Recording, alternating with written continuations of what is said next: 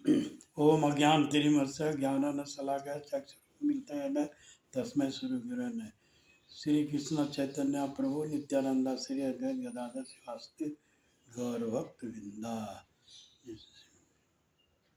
हरे कृष्ण कृष्ण हरे हरे राम राम राम कृष्णाय वासुदेवाय देवकी नंदनाय च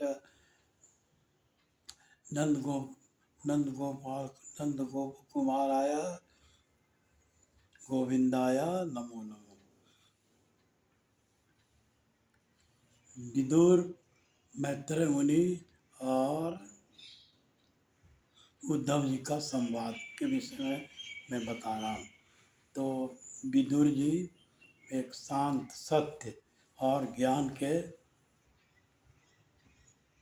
के व्यक्ति थे और उनका निष्पक्ष और धर्म के बारे में और कृष्ण के अनन्य भक्ति के बारे में उन्हें जाना जाता है। वो 100% कृष्ण के प्रति समर्पित थे। तो विदुर जी ने अपने बड़े भाई धृतराष्ट्र को बहुत समझाया कि पुत्र मोह के कारण आपकी दुर्दशा होगी, पूरे कुरु वंश का नाश होगा, और इसलिए आप इसे छोड़कर धर्म का आचरण करें और योग्य व्यक्ति युधिष्ठिर को इसका कार्यभार शासन का चलाए। लेकिन बहुत कुछ समझाने के बाद भी वो पुत्र मोह में धर्महठता के कारण उन्होंने वो कभी उनकी बातों का अवहेलना की।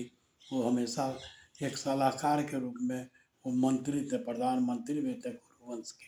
लेकिन जब वो अपने पुत्र मोह में जब उनकी बातों की अवहेलना किया तो उन्होंने गृह त्याग किया। तो विदुर जैसे संत व्यक्ति के लिए ये सांसारिक मामलों में, घरेलू मामलों में घर त्याग कोई महत्व नहीं है। लेकिन वो तो ऐसा होता है कि उच्च अनुभूति के लिए संत पुरुष कोई अनुकूल अवसर खोजते हैं और इसी अनुकूल परिस्थिति में उनकी उद्धव और मैत्रेय मुनि से वार्ता हुई। तो जब उद्धव जी से जमुना के तट पे मिले तो उन्हें पता चला कि हमारे प्रभु श्री कृष्ण अपने धाम को वापस चले गए। तो वे बिलख बिलख कर रोने लगे और उसके बाद उन्होंने तब उनको पूरे जदुवंश का किस तरह से विनाश हुआ, क्योंकि उसके लिए तो माता गंधारी का और ऋषियों का, मुनियों का श्राप था। सांव के चलते सांव ने जो एक गर्भवती स्त्री का वो रोल अदा किया था और शरारतवश से तो इस तरह का था और इस तरह के इसके चलते श्राप से था। तो जब भगवान कृष्ण महाभारत युद्ध समाप्त हुआ तो वो पांडवों के साथ गंधारी के पास पहुँचे। तो गंधारी ने कहा, कृष्ण तुम तो द्वारकाधीश हो ना, तुम्हें मैं विष्णु की तरह मानता हूँ और मेरी अगर आस्था विष्णु के प्रति सच्ची होगी तो मैं तुम्हें श्राप देता हूँ कि तुम 36 वर्ष के बाद तुम्हारी भी मृत्यु हो जाएगी और तुम्हारे पूरे जदुवंश का नाश हो जाएगा। तो भगवान ने कहा कि आपका श्राप का तो असर है ही है, लेकिन समय परिस्थिति के अनुसार समय से इस तरह की बात हो जाएगी। तो इस तरह से तो विदुर जी जब बात नहीं मानी गई उनकी, धृतराष्ट्र ने अवहेलना की, तो वो तीर्थाटन पर चले गए। 35 वर्षों तक विभिन्न तीर्थों का वो करने लगे और पूरे सांसारिक भावनाओं से सांसारिक से मुक्त हो चुके थे। तो फिर उनकी अचानक भेंट जब यमुना तट पर उद्धव जी से होती है तो उद्धव जी बताते हैं कि भगवान अपने श्री धाम को वापस चले गए। ते बिलख बिलख कर रोने लगे और बोले कि पूरे जदुवंश का विनाश हो गया।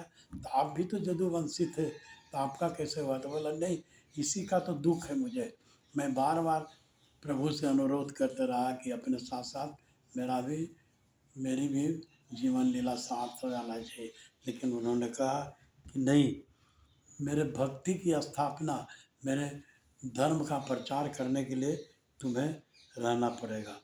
और एक वट वृक्ष के नीचे उन्होंने अन्न जल सब त्याग कर दिया था। और उसके बाद जरा नामक का शिकारी के तीर से, क्योंकि वो जरा था जो पूर्व जन्म में बलि था। त्रेता युग में भगवान जब वो बहुत पश्चात तीर लग गया, वो हिरण समझ कर तीर चला दिया था, लेकिन जब उसे पता चला कि ये तो भगवान है, तो फूट फूट कर रोने लगा उनमें। तो बोले नहीं नहीं, तुम्हें उसको सांत्वना देने लगे, बोलने लगे कि तुम्हें दुख करने की कोई ज़रूरत नहीं है, ये तो मेरा पिछले जन्म के कर्मों का फल था। मैं जब त्रेता युग में राम था तो मैंने बलि का इसी तरह से छिप कर वध किया था, और तुम पूर्व जन्म में त्रेता युग में तुम ही बलि थे। तो इस तरह से मैत्री मुनि ने बताया। लगा, बोला नहीं नहीं, तुम्हारे लिए। तो वो वहाँ पर अंतिम समय में जल अन्न त्याग करके जो योग साधना में लग गए थे भगवान, और वो बीच में उनका गला रुंध हो जाता था, और बार बार वो कहते थे काश काश तुम लोग दोनों, मैत्री मुनि थे और उद्धव जी भी थे, कहते थे काश मेरा प्यारा विदुर भी होता तो कितना अच्छा होता, इसलिए तुम्हें रोने की आवश्यकता नहीं है। तो उसके बाद विदुर जी ने चाहा कि जो भगवान ने धर्म का उपदेश दिया है उसे वह सुनाए, लेकिन वो उम्र में उद्धव जी बहुत छोटे थे, विदुर जी उनके पिता के उम्र के थे, इसलिए उन्होंने कहा कि नहीं नहीं नहीं, मुझे भगवान ने ये परमिशन नहीं दिया है। और वो अपने साथ साथ भगवान का चरण पादुका लिए हुए थे, तो उसे दिखाया, उससे लिपट लिपट कर भी बहुत रोए। और उसके बाद बोले कि नहीं, इसके लिए तुम्हें हरिद्वार जाना पड़ेगा और गंगा के तट पर मैत्री मुनि से, क्योंकि उसने भी नहीं बताया कि विदुर तो इनको अपना गुरु मानना चाहते थे, लेकिन ये बोले कि नहीं, उम्र में मेरे आप पिता तुल्य हैं, और इसलिए उन्होंने गुरु बनना स्वीकार नहीं किया और मैत्री मुनि के पास भेज दिया।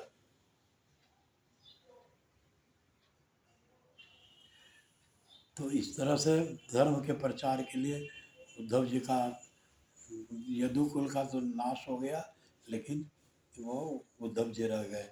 और उसके बाद बोले कि मेरा तो आदेश है कि मैं बद्रिका आश्रम चला जाऊं और आप वहाँ चले। तो इन्होंने, विदुर जी ने वहाँ पहुँचा तो हरिद्वार के तट, गंगा के तट पर हरिद्वार में, तो ये बहुत, मैत्री मुनि बहुत खुश है, बोले अरे अरे, मैं तो तुम्हारा ही इंतजार कर रहा था।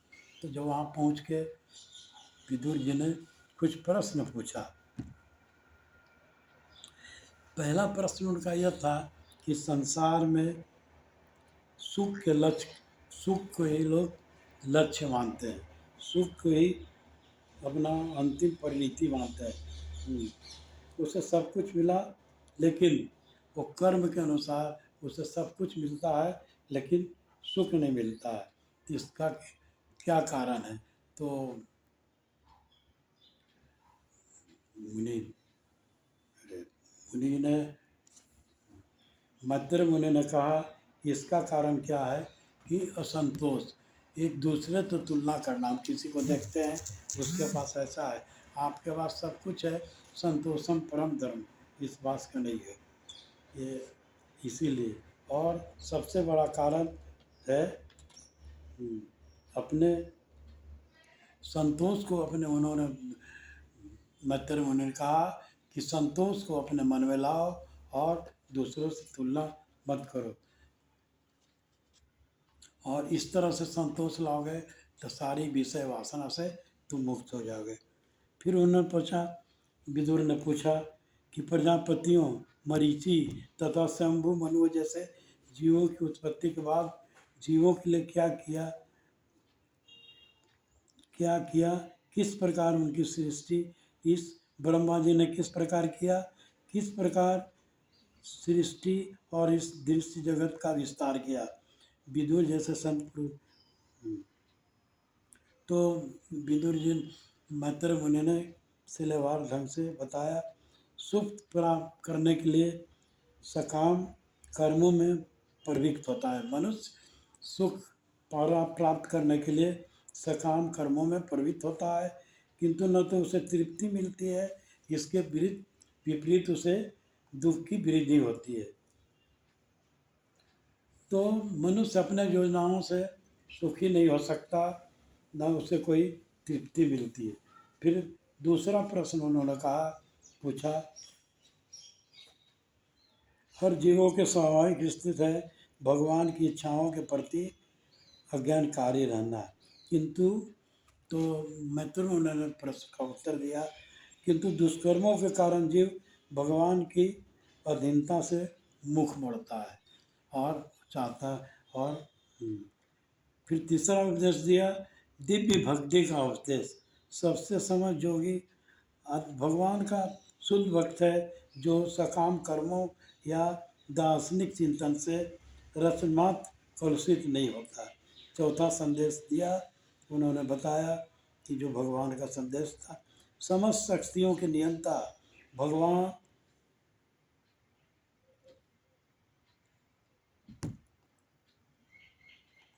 अवतारों को स्वीकार करते हैं और विराट जगत का उत्पन्न करते हैं। भगवान कृष्ण आदि भगवान है, जिससे कर्णाविषायी, गर्भोदशाई और चिरकताई विष्णु है। ये तीनों पुरुष अवतार विस्तार माने जाते हैं और सारे संसार का पालन करते हैं। संपूर्ण भौतिक प्रवृत्ति उन्हीं के द्वारा नियंत्रित होती है तथा संचालित होती है। ये सारी शक्तियाँ उन्हीं के बहिरंगा शक्ति के अंतर्गत निहित हो रहती है। फिर पांचवा प्रश्न पूछा, सृष्टि पालन तथा संसार विषय प्रश्न पर सृजन के सिद्धांतों के बोला, सृजन के सिद्धांतों और उन पर भगवान के नियंत्रण के विषय में कोई मतभेद नहीं है। विराट आकाश भगवान का भौतिक शरीर है, जो विराट रूप कहलाता है।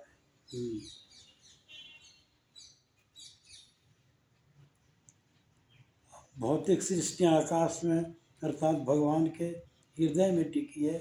सरखरी वांदा ब्रह्मा, भगवान के अतिरिक्त और कुछ नहीं है। वे अदृश्य हैं। जीव पराशक्ति और पदार्थ अपराशक्ति है, और इन दोनों शक्तियों के मेल से इस भौतिक जगत की अभिव्यक्ति होती है, जो भगवान के हृदय में बसती है।